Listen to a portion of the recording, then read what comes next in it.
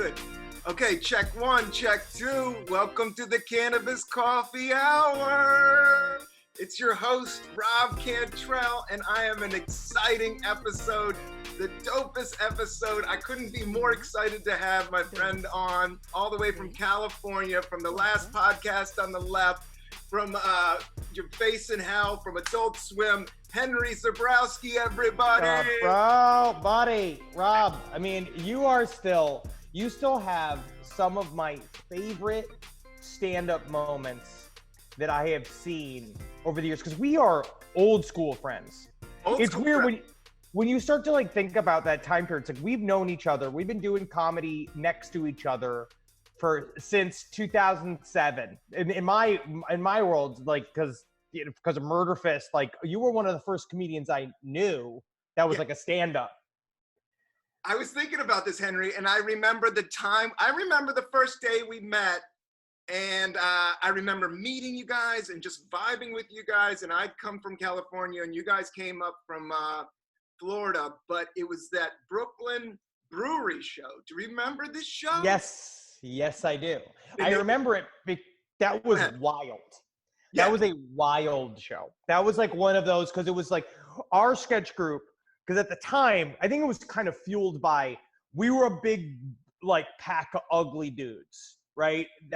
We did comedy together. Like, and the only, we had like one of the ladies in a group who just kind of was like, we didn't view her as a woman, unfortunately. And my sister was in the group. We didn't view her as a woman, so it wasn't like that. But we met another group that was all women, like another sketch comedy group when we first got together. And we started doing shows together, and it was mostly as a way to start bridging the gaps to, can we have sex with each other? Can we date? And that was like a pop-off show for everybody's mix-em-ups. I remember it's very specifically because we just got fucking hammered because we got all the free, because they basically paid us in beer. Yeah. I remember it wasn't that well attended, but we had a great time. I remember it was kind of vacant, and I was in between you guys, but I've done this before. I as anybody know, that Henry Zebrowski is one of the top biggest podcasts out there, last podcast on the left, but he originated from his comedy roots is in sketch comedy. Yes. He has one of the most punk rock, awesome sketch groups that I've witnessed in my life. We started out, we literally came to New York together, and we met, and I remember you and Ed and I went to the bathroom, and we were smoking pot in the bathroom of the Brooklyn Brewery. I missed it, man. I don't have a great memory, but certain. I wonder why. Yeah, exactly, dude. No, it was. This was just back in the day when you didn't have to go to comedy school to do comedy. Like, you didn't have to get a degree from some fucking school to do sketch comedy. So we actually just did sketch comedy. We were just boys who did shit together. And it was nice to meet all of these people. And we kind of fit immediately into the world of stand-up. Like, we didn't understand the comedy school world of like improv and sketch, because we were like, no, all of our heroes essentially did everything they could to fuck up their lives before doing comedy, and everything was all about like hitting the world with a hammer, so like the old school comedy. So that's kind of was our thing, and we fell into the world of stand-up very easily. But we started doing podcasts, that whole group started doing podcasts, not Murder Fist, but I'm even just about all the stand-ups around us during that time period very early. I feel like you were, because did you ever do Brain and the Beast? Brain and the Beast. No, was that your first podcast? That was an old podcast with Holden McNeely and Ben Kissel and Sina Ghaznavi. We used to, because our buddy Sina Ghaznavi was like the guy that was like, podcasts are going to be a thing. Like, we're going to start doing internet radio. He's awesome, yeah. Yes, but he started doing it like 2009. Guy. Yeah. What? He was kind of your tech guy, right? No, Sheena was just my buddy who did a lot of drugs, and is now one of my best friends in the world. And he's just one of those guys who's kind of always had his finger on the pulse. Yeah. Of like of those things. But it was way before the wave came. It was like 2009. Yeah, I had one early on called Brooklyn Radio, even back when we were doing that sketch, and it was with a bunch of DJs. It was before it was podcasts, but it was internet radio.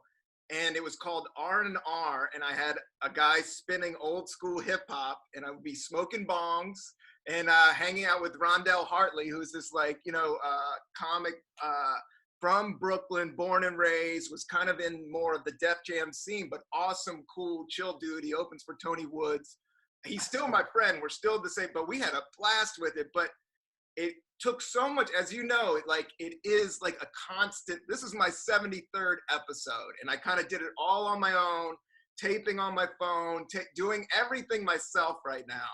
Oh yeah, buddy. I mean, we're still in that place. Like the last podcast network is still just like, it's me, Ben Kissel, Marcus Parks are like whatever the heads of it, but it's our employees. We have like 6-7 employees that we're just putting this all together all the time.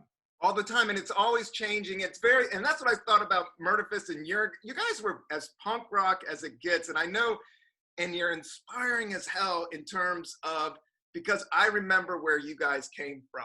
And I think you probably want to talk about the UCB kind of falling to the knee, like falling to the side here in New York. Like you guys were kind of shunned from like the improv community. As yes. I never got into the cellar. Like I got into the cellar, but I still am trying to figure out my way and figure out my voice. But I always look to you guys and I'm like, no, I remember when they weren't in. Now they fucking own Spotify right now.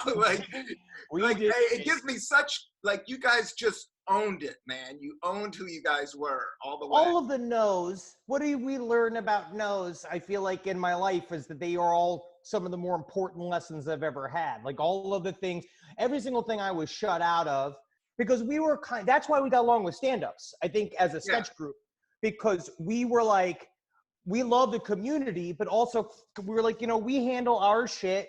We have a vision of what we want to do.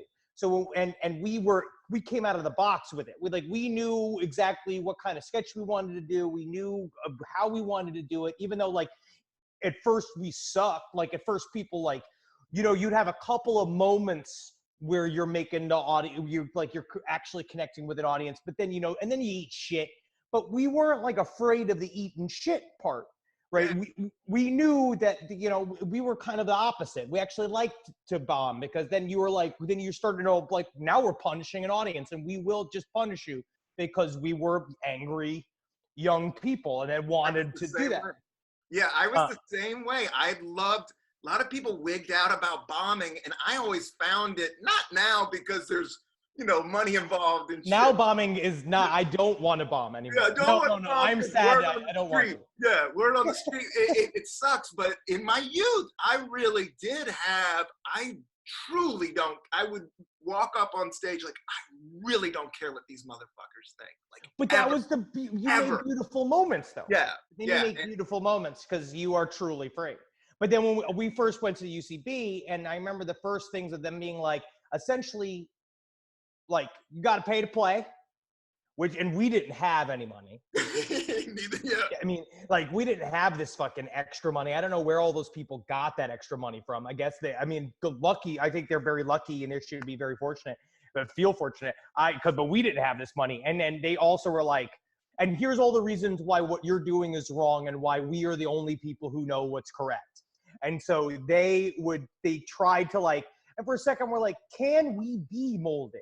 Like, can we go and listen? And then it just got to a point where like, fuck this. I don't need some guy with some balding man with glasses to just tell me what I'm doing wrong, where it's just being like, I don't know, man. I'm like getting laid and partying and doing a show. Like, we're already doing a show. Yeah. I actually don't need your stage. I don't have to have your stage. We have the rest of New York's stages because we had hacked it as a sketch comedy group because, when you're 11 people deep, we were getting booked just because we'd be an audience. I would say this about Murder Fist, and I think you'll agree. And I on this podcast, I talk coffee, I talk weed, I talk comedy, I talk a lot about music. But you guys were funky. You guys. I miss our funky ass days. You guys were as dark as you guys think you were. what I saw at that record store that we used to play, you guys would play Maggot Brain, you would play all this Funkadelic between the sketches, and they would go out into the audience and dance with the audience, dance with each other. Like well, we realized early on that sketch comedy death happens in the transitions. Where like sketch comedy, the reason why people hate sketch comedy is because it's boring and it's like bad theater half the time. Like you're sitting in a chair watching a thing, you know, the certain models, I'm not going to harp too hard, but certain comedy sketch models make it so it's specifically so you expect the ending joke, that each sketch has a solid premise and it's ABC and it goes up the ladder, like it builds, and that's what a sketch is, and that's the only way it is, and people were used to that. So what we realized that we wanted to make it a full 3D experience. We wanted to really fuck people up. We wanted to have the transitions be really intense. But Ed Larson really was the dude that understood music in the way that he did, because he was a huge music head, and he was like my older brother for music. So he would give me music. And because we went to college with the organ player of P-Funk, and we knew P-Funk. P-Funk used to play at, George Jr. used to play at Ed Larson's house parties in Tallahassee. He actually got busted. That was George Clinton. That was the whole story, where George Clinton, like, Eddie used to throw these massive keg parties, these funk parties, right? Yeah. Where various people used to come in, because Tallahassee was a locus for P-Funk. Let me just tell a little people about Ed. Ed Larson, it was in Murder Fist, but he also writes for Jeff Ross, and I wrote a script with him, but he's like... Yes, that script is also hilarious, and honestly, still viable. Like, I honestly think that there is still something to that, because especially now, well, I don't know if we could even talk about it, but the idea of like, basically it's like two dudes inherit a weed farm. Like it is like that's the essential log line. But I love now all of the Murder Mountain shit where you can also play with the holdouts, right? Because now Humboldt is a whole world of like people that refuse to go legit because they like the outlaw lifestyle. Yes. Did you watch Murder Mountain? I talked about it on this podcast, dude. Yeah, dude. I went deep. Like everybody was yelling Tiger King, and I was like, yo, the ZZ Top documentary is ill. I love the ZZ Top documentary, because the ZZ Top documentary made me realize, like, they were like kind of like weird art outlier nerds. Yes. Where they came up with the packaging thing. Like they came up with a vibe, which then I learned about that with the Ramones. They were also like that. I didn't know that too. We went in Berlin, I went to the Ramones Museum. I didn't know a heck of a lot about them, but knowing that they were like composed, like not composed, they were used to fight and shit on stage, but the vibe was set and the costumes were set. And I know what you're saying. I'm just they have like a perspective. Yeah. They like a lot of these early punk bands, and they had like an art thing going on. They had like art. a uniform, and they kind of were characters. Yeah. And that cut through the noise of everybody else, because everybody else is just trying to be cool. And then these guys like ZZ Top, essentially, I'm to equate the two, like they cut through because they're like nerd cred allowed them to do it, because they realized like, hey, why don't we just trust the things that we like and what the thing that sounds right to us? And yes, it's going to lead to a 50 no's, but the one yes that comes opens a huge door, because then you're the only one offering that product. You're the only one doing music that way. I will say about this, this is my theory, and you guys come from, the Florida in Texas are still the South. They're not really the South, but I'm going to tell you. They're not really, but they are. South, but they are the South in terms of rhythm and funk. Like if you get like the drummer for the band, Levon Helms, like that delay, that like it's because it isn't yeah, dude. No, it has a little bit funkier than anybody from New York or LA. There's something down there that's a little off.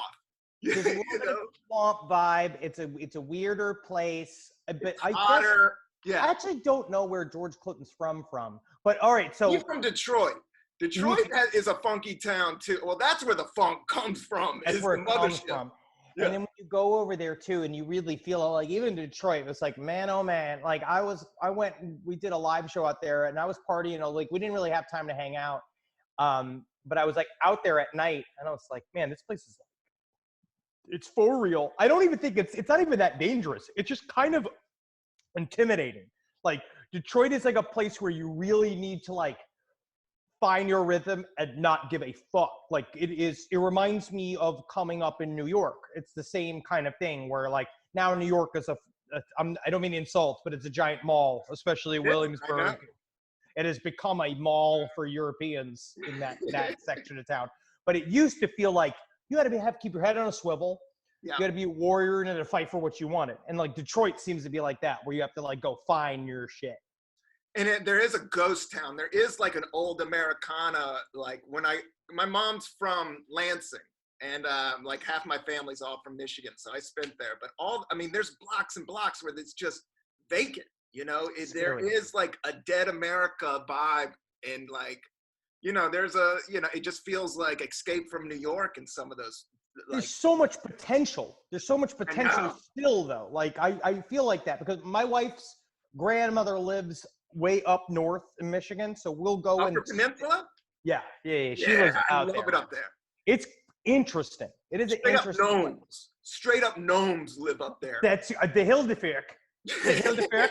Got the little hidden people, but also you can set the water on fire. Yeah. Which is very scary. That is very, very, very scary. Yeah, the whole Flint thing. There is that right-wing thing that goes on up there, but they're also getting hit hard by all this fucking plague business too, and it all comes from this bullshit. It all comes. But you know what's blowing up out there is the cannabis industry, and I think a lot.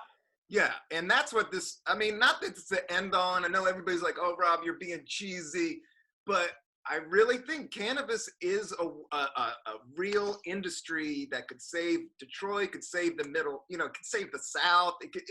There's so many different avenues we could play with it. You're not going to get any words opposite out of me, dude. I think it's the thing that we're waiting for. I think it's it's just money sitting there.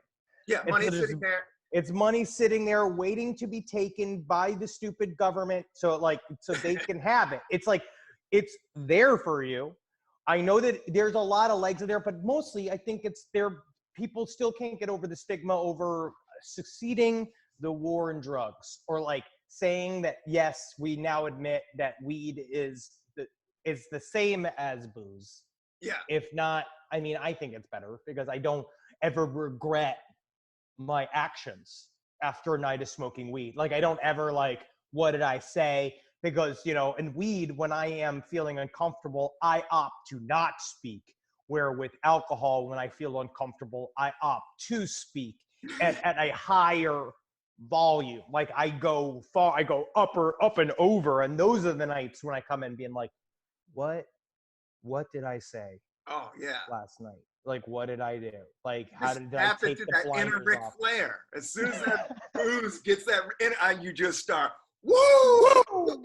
Yeah. Just which like is kind of cool. You can get away with it from 18 to 25.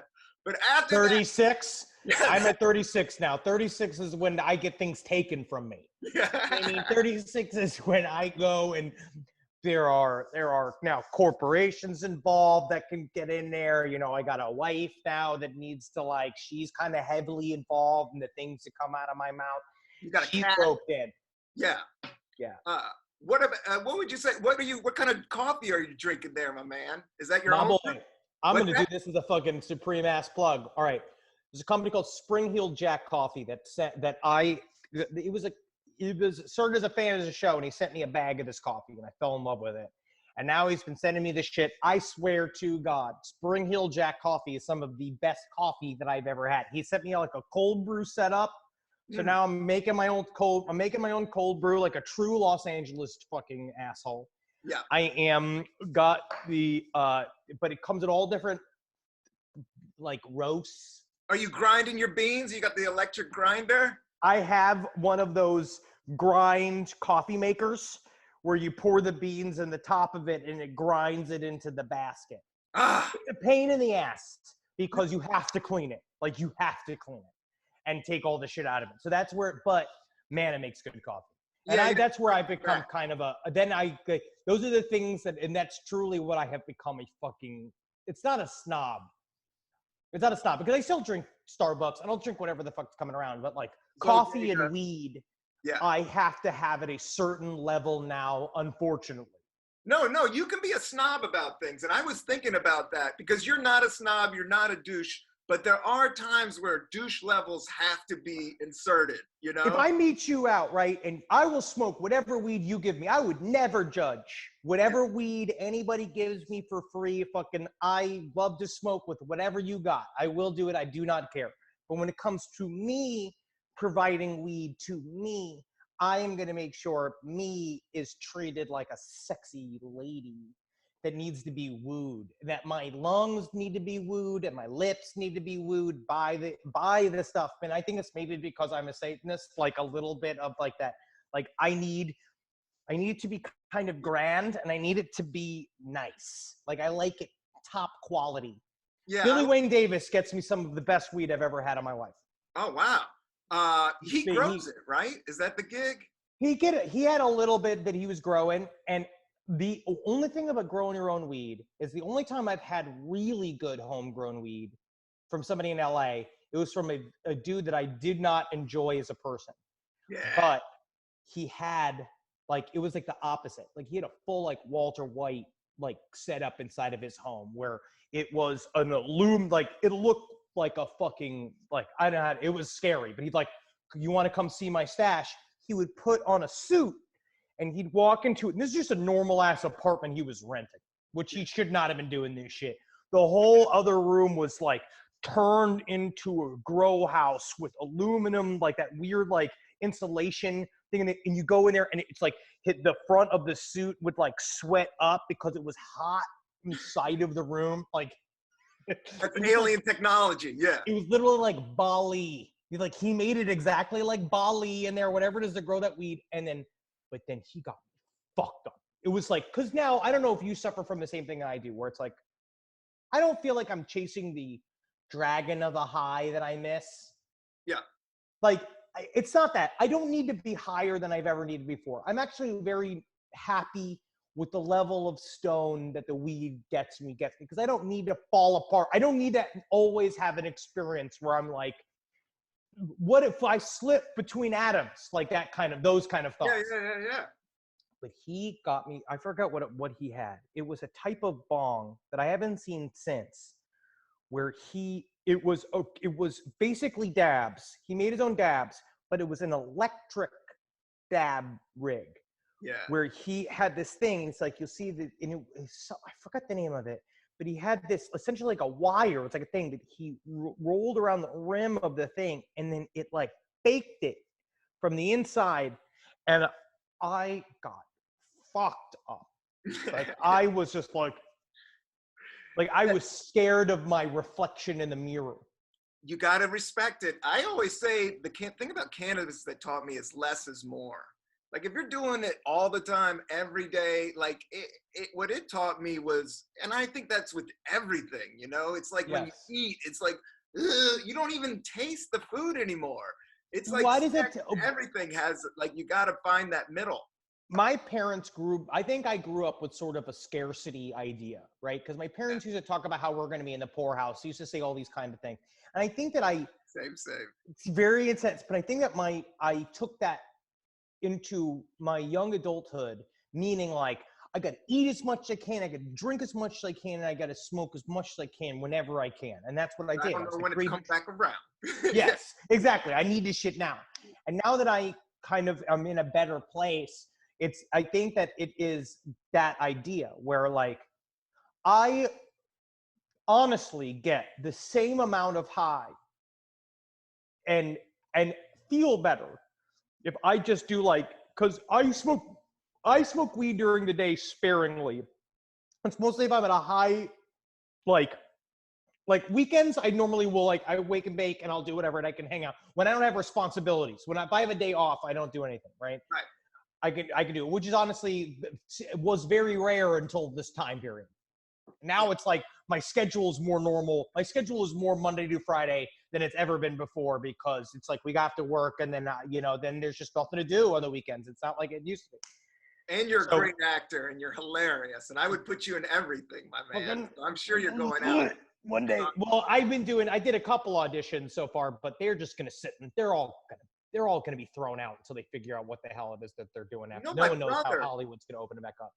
My brother works for the government. My brother's like a straight-laced dude, but he consumes a lot of media. And he turned me on to this movie, and you're in it, and I haven't seen it, but he loves it. He thinks it's the funniest movie ever, D-Train. Yeah, dude, that's a good-ass movie. I mean, my brother has good taste, but he's just a weird dude. He's like, nobody's seen this. This shit's funny as hell, man. You got to watch this. Jack Black was fucking hilarious, and also one of the coolest motherfuckers on the face of the planet. What about talk about one of those dudes who's a movie star, and he says hello to every background actor. He does a bit with everybody. He's just one of those fucking killer ass dudes. And that movie was because that got me the experience. There's a story that goes with that movie too, because and I'll get back to just how I literally just go, I smoke two hits on a pipe now. I go and then that's what I do. But in D-Train, so I booked this movie, and I'm supposed to go to New Orleans, and it was supposed to be shot over Mardi Gras. And I arrive in New Orleans, and they say to me, hey, listen, the funding might be falling out for this movie. This is I just arrived, right? And they're like, so we don't know if we're going to be shooting. We don't know if what's going to happen. And so I was just like, so what do I do? They're like, well, technically you have a hotel room paid for the next 10 days. And this is the first weekend of Mardi Gras, and your hotel room, it was one of those, it doesn't happen like this ever again. It doesn't happen like this twice in a row. So my hotel room was right on the parade line. And so it's so what do I do? They're like, well, we're not going to know anything until Wednesday. I arrived on a Friday. They're like, so just go do New Orleans, and then we'll figure it out. You know what I mean? Because I wasn't happy with my ex at the time, and I really didn't want to go home. I'm not going to fucking go home. I got all this free shit. So I just did Mardi Gras alone for 5 days. And I got, they ended up getting the funding back up, but I got viciously, some form, I didn't know what was happening, right? So so 5 days of crazy partying. Yeah. The movie's on, right? They're like, movie's on. But just because, so Jack's in town, he finally got into town, and he wants everybody to go out for oysters tonight. We're all going to go hang out with Jack. And I was and I'd already been drinking for 5 fucking days, right? So I was haggard. Sweating, yeah. The whole thing. I go into this dinner, and as we sit and the oysters come, I feel the whole thing fucking drop, right? My whole body is fucking dropping. And it's all the producers of the movie, and I'm a young man. I don't know what the hell I'm doing. You know what I mean? I'm fairly green. I don't know what the hell to do. Yeah, these are so I was excuse me, I had to go and I am just vomiting and throwing up in this very nice neighborhood. I am dying. It's some kind of flu. I'm white. I'm white. And I had to go back to the dinner table, and I just acted like everything was cool. And I was trying to eat oysters and shit. It's trying to be cool, because I was I'm eating one of my comedy heroes. Yeah. I needed to show him I'm down, even that I'm not an asshole. Yeah. And I just and then finally they're like, we're all going to get fucked up. You guys want to go? And I was like, it's probably good if I should take a nap. I should really think about my part. I was trying to act all serious like an actor. And then I just sat and just shivered alone in a hotel room for 2 days as whatever that shit is worked its way out of my system. Yeah. You got a hold of something funky. Yeah. It was bad. And then, but you made the film and you made the shoot, and that was one of your, that was a major role in a major film. That was great. That was great. You worked with Martin Scorsese, though, before that. You worked in The Wolf of Wall Street. I did a lot of stuff where people were slumming. You know what I mean? I did a fucking movie that the whole movie was called God's Behaving Badly. And the movie had Sharon Stone, who I got to make out with, Felicia Rashad, John Turturro, Edie Falco, Christopher Walken, Oliver Platt. It was this insane cast, and it was so bad that it was thrown out. It won't ever be seen by the light of day. So I've been there for a lot of times that celebrities were embarrassed.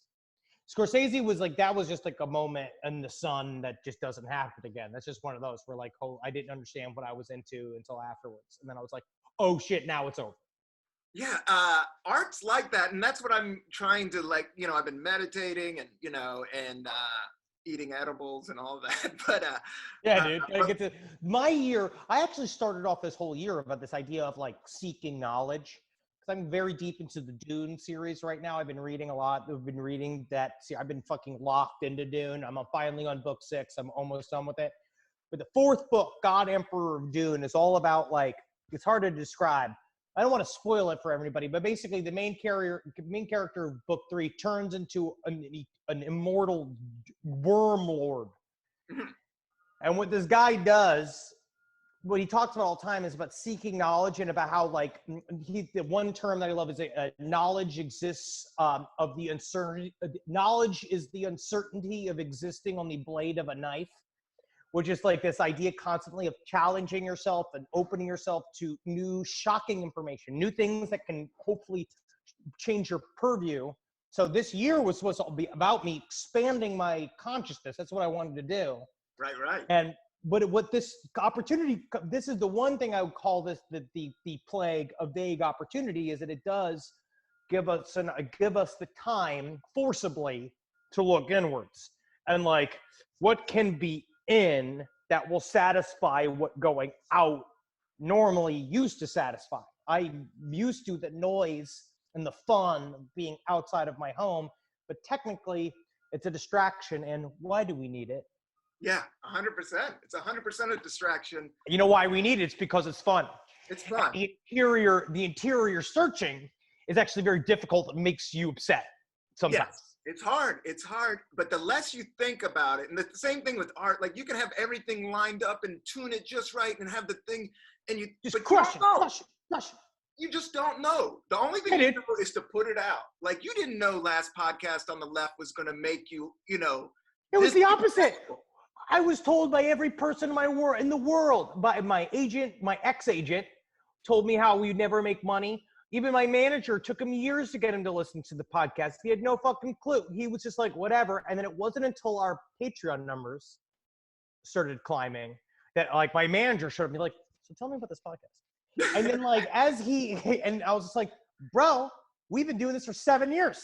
I've been telling you that it's like, because we. Now I just started a Patreon, so we gotta get people on there. But I don't want to be cheesy about plugging. But you're 100% right. Like you didn't see this coming.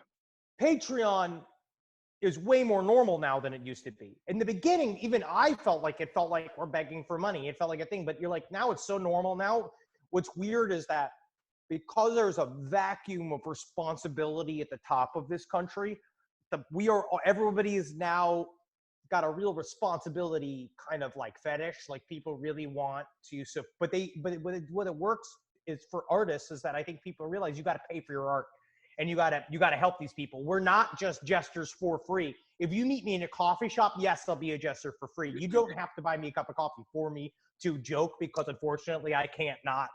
Yeah. I seek to joke at whatever human I see in the street. So that's just going to happen at you no matter what. But I think people realize like how they kind of, if you want good art, you have to the way you help us is by tossing us a couple dollars.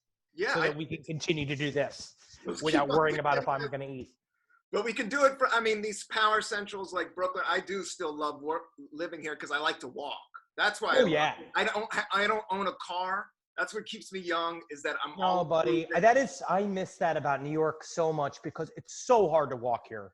Yeah, it's so hard to walk in LA. Because I miss it. I truly do miss it. And especially now in all of this fucking garbage, right?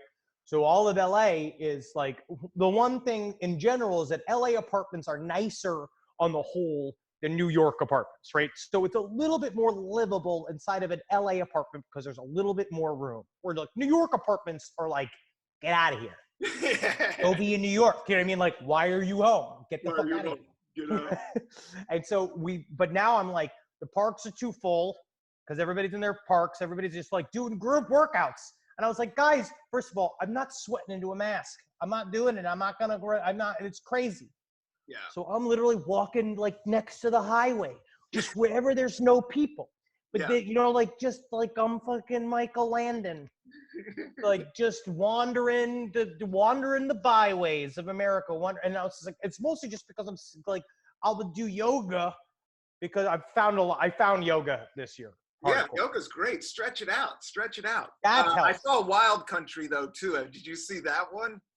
Wild Country is good too. And David Koresh, like you guys go into all this dark material, but oh yeah, dude. But I take a lot from cults. My thing, and I've been talking about facetiously on last podcast, but I don't really consider that facetiously, honestly, is L. Ron Hubbard was like right in many ways. He figured out how to really flip that into a business, and L. Ron Hubbard actually, of all of them, had the purest intent, which was just to make money.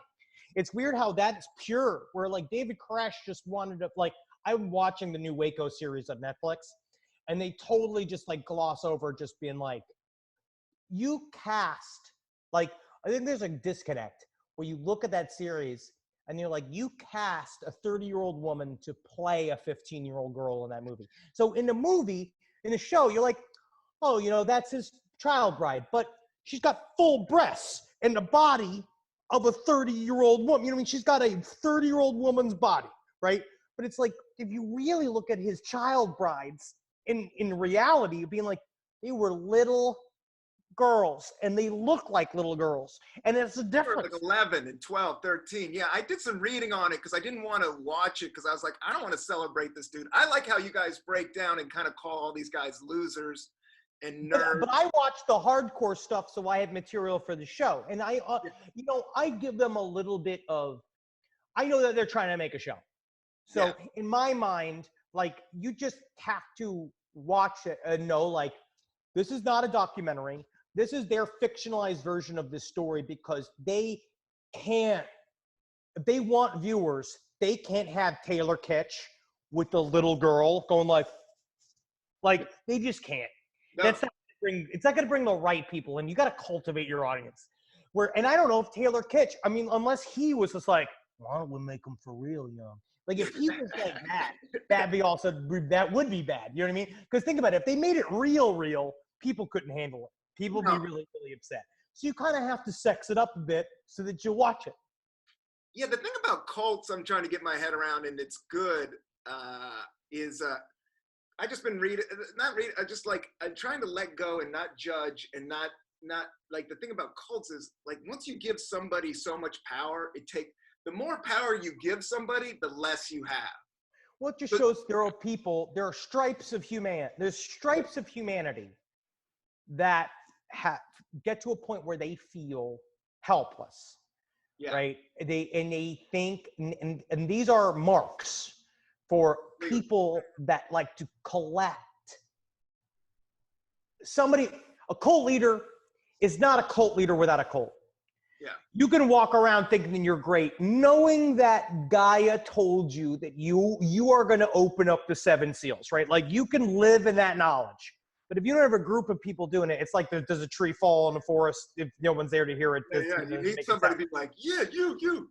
Yeah, nobody. You need people. So they gravitate towards people and can see it. They have that, like, that's kind of the sociopath kind of trait they have, is that they can see Terminator style the weakness in certain people, and they go for it. And there are people that have hit the wall in this country, right? This is a capitalist country. It requires you gotta be, unfortunately, a sociopathic grinder to make it sometimes. Like, sometimes you have to have upward eyeballs, and you have to have a lot of energy, and you need to believe in yourself, and it takes a lot of getting kicked in the nuts over and over and over again. And then sometimes you still just fail. You still just fucking bottom out, right? Because we don't believe in helping anybody here, because it's a country that we see where that brought us, right? Now that we're all home in our failed government, in a plague that could have been easily handled, and now we're all stuck home. And he tanked the economy. He tanked his own fucking capitalist economy by doing this, by his fuck up. His lack of experience got us to this point, and now he's destroying the economy. The thing that he didn't, I'm on a tangent now. I know, it's all ego, man. It's all ego. It's all ego, and that is why we are all here. See it. It's weird. I can see the reasoning, because he's so transparent that all of the reasoning is there. So you could see the reasoning why, because he realizes but now the depression that he was trying to avoid is not going to happen. So, and it's going to be on the next president, hopefully.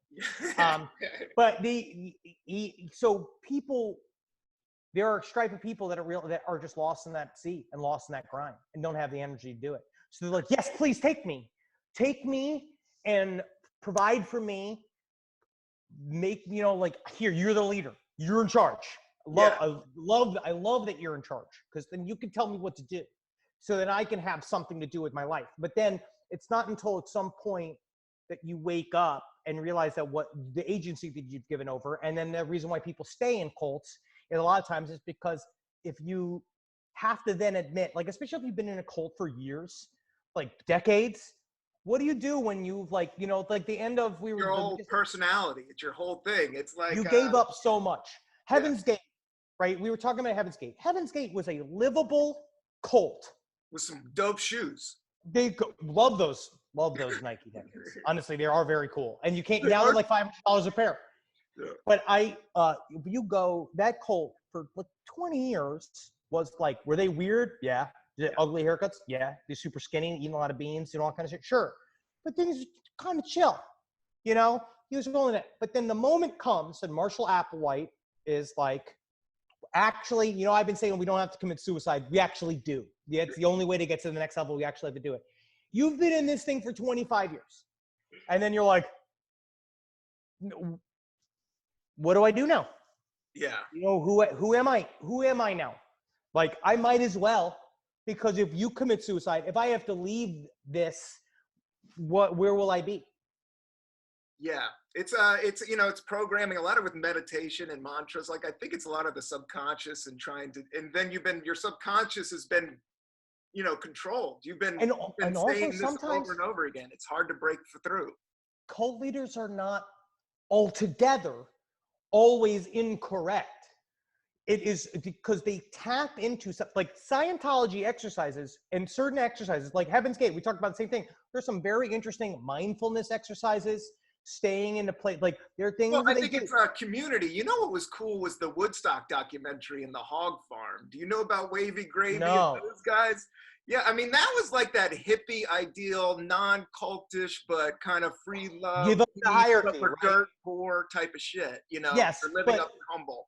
But the thing is that those old cults, those old groups used to kind of live on a kind of we're all in the same plane, right? The whole point was to eliminate the hierarchies and live free, where these cult leaders are kind of doing it a Stalin-esque style of like, you'll all live under a perfect society under me, where you're all under one layer and there's only one above layer. There's just me. But then the problem is it consolidates all the power up to the top. And then once that guy decides he's fucking your wife because he had a dream that God decided it, and then it's like, do I leave the cult? Or is he going to kill me if I leave the cult? And if I try to leave? Big old biddies, yeah. Big old, full of milk. Yeah, full of milk. They're going to be full of milk. She's going to be so full of pregnant child. Yeah. So easily. And she's just like, old Tawny, 17 years old, waiting to be inseminated.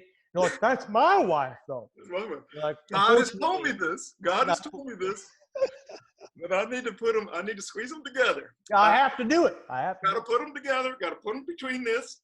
I have to sandwich my dick with it. That is what Jehovah told me. And you know that Jehovah speaks only to me, Greg. It's actually your testosterone trying to get out, and we're savage animals. But in terms of bands, what about you? Like, did you ever, just to maybe end this on a high note and a funky note, what was your band like? I'm guessing, like, were you ever into jam bands? Did you ever go jam? There's a cultish thing going there. I flirted with the jam band world, especially in college. Yeah, be honest. You're old. My shit always was funk. It was funk and metal. Funk and metal were all my two favorites. Metal, I actually acquired more as I got older. Because high school, like, I like more and more metal as I've gotten older. And I think because it's just something else, there's something I needed from it. But soul and funk were my favorite genres of music for forever. There was a series called Eccentric Soul that had like 10 CDs that was this beautiful introduction to like everything outside of just the main like Atlantic record scene. Like there were Stax, right? All these other groups, but soul was highly regional back in the early days. So you'd go and you'd see like the Arizona scene. There was like one CD of Eccentric Soul that was like the fucking like Chicago scene, and then they had one that was like the Deep South scene, and then they had like a California scene, and all this, which was highly interesting and just gets into your soul. But Parliament Funkadelic is still my favorite band of all time. That's awesome. Because I've seen them. Parliament Funkadelic, yeah. And it makes no sense, but it makes every sense. Like, I really think the best art isn't the dressed up, like the more I get down to it is like, the most prolific stuff is the most simplest shit. And funk, I want you to make me feel good. Yeah. I want you to make me feel good. You could even say that, you know, I've learned things from the lyrics of Parliament Funkadelic. Oh, yeah. You know what I mean? Like, fucking the Maggot Brain, I've had some of my most profound moments in my life to that album. Like, and it all involved a lot of drugs. Beautiful album. Maggot Brain is one of the most, it's better than Pink Floyd. It's I don't know. That's my thing. It's like it'll definitely take you there. It's a deep album. It's a very deep album. Yes. And I think that what people then say about funk quite a bit, I think that it gets derided a lot as a simple dance music. Yeah. But it's like, for me, funk is deep. It's deep. It's soulful. It is. That's what I find interesting, that you just said that you like metal but you were into soul. Whereas metal, I grew up with metal. Like, I grew up in DC, it was all funk, go-go, Chuck Brown. Yeah. So I got that. So I learned that. And then I went deep Southern Virginia. I was in a town of Appalachian Mountains of 5,000. I grew up with hardcore metalhead rednecks. Like the dude across the street, Jeff Sherlock, played in this band called Nosferatu. And they opened up for Metallica. They were the speed metal. He was my dude. Like, he would just be in the front yard doing nunchucks and still play speed metal. And he had Ninja Stars, Soldier of Fortune magazine, had the cut-off camos. Dog. Rednecks. He was like he was like the dude in Beavis and Butthead that was like the cool guy, like they all worshipped. Yeah, yes, yeah. But I went and saw those shows. I know he liked me. I was friends with him. I was friends with his little brother. So I was introduced to metal really early. Like, I saw like early speed metal Metallica tapes. But the thing about metal, there's not much soul in metal. No, well, metal came from me. Metal hooked into something else into my mind that was more of a warrior mentality. Like, it was way more of a, like, and it kind of like equalized me at times of high anxiety, very intense metal. And where it really came out of is that we did an episode on the Norwegian black metal scene and the murders that happened into it. And I kind of fell in love with black metal doing it because it's the punk rock of European metal. It's like highly emotional, fucking with the rules, all different styles, like kind of seeing what works, highly experimental and strange. And like, that's what I like. It's the kind of unexpected, like, oh, there's actually a beautiful melody in here. There's like a thing in here that's actually like, there's stuff in here inside of the, like, there's something like funk. It's the same thing on the exterior. It's just noise and insanity. And then you look past and you're like, there's actually something deeply empowering inside of this that is like calling to me. Well, it's technique. Like, as goon meathead as it is, it's highly technical music. It's like, it's high end. It's not like strumming 3 chords. You're riding the lightning. Like, these are very hard songs on Guitar Hero. Yeah. It's a lot of fret work. No, it's there, you know, that's the close I get. But I am not as, my problem recently, honestly, is I've become very, very stodgy with my music. I listen to the same shit over and over and over again. And I don't know why. I got to break out. I have like, I had Marcus. Did you listen to anything? No, I listen to this. I'm in a loop of Tom Petty and Grateful Dead and then a lot of funk. Spotify does help me. It does, because it's weird how it does break you out. It does break you out. I have to say, as people who say, you know, corporate whatever or algorithms that are evil, it's like it does. The app works. Yeah. And what does it do? For me, I feel like, yes, we need to start looking at data differently. I think people are very concerned about like people saying, oh, they know my preferences, they're stealing my data. Data is natural radiation from our actions on the internet and in life, right? We need to start understanding that data is, there's nothing you can do. You create data with every single thing that you do. And it's about how, yes, are they going to harness it in ways both good and bad? Yes. You telling me a music that you think I'd like for my behavior and you being shockingly accurate to me is technology working. I was being like, thank you. You opened my thank you for showing me something. I don't need it to be like, we think your wife is weak and she needs to go. Like if it becomes like that level, then you're like, that's bad. Because that's bad. But it is just the facts. And that's the thing about computers. It's not, it's just the facts. The same thing with COVID, like this whole COVID-19, like, dude, you can say right or wrong or Democrat, Republican. We just need the data. We need the data. And then we need data so we can figure out our next move because nobody has been here before. And nobody is making the right move. No one's, because again, there's a vacuum of leadership. We got nobody who's really telling us what to do. Everybody's saying different shit. So we're all just like, blah, blah, blah. I have reached total exhaustion with even reading information about it. I'm like, I wear the mask, I wash my hands. I'm just going to fucking deal this until this fucking over. There's nothing I can do. Yeah, that's the truth. That's the truth. Well, Henry, thank you so much for being on the Cannabis Coffee Hour.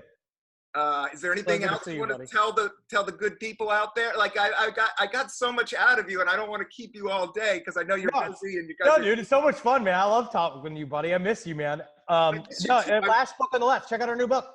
Yeah, your book is just killing it, and you guys are touring, and I love it, and I've been listening to the episodes. Are you going to do a day? Have you done a Koresh one? You guys, have you done a Koresh? We did Waco. Yes, we've done Waco. We did it twice, actually. We did it once, and then we redid it. Yeah, they're coming back out, and I'm like, let's not celebrate this dude too much. I think we should celebrate you guys for bringing out the data. Like, literally, you guys bring out the and data. Also, people are just fascinated. People are fascinated with cults, which I get because they are highly, highly fascinating. I honestly don't think that Waco really does much to sell. It doesn't celebrate it. It just doesn't fully like. You like David Koresh a little bit too much in this show. Like they want to like him a little bit too much, and you're just like, but I know the truth, so I am not like affected by it. But hopefully more people, hopefully it leads more people to doing independent research. Just a quick shout out. I'm drinking coffee because it's the cannabis. I'm drinking Brooklyn Roasting Company. Did you ever? I remember absolutely.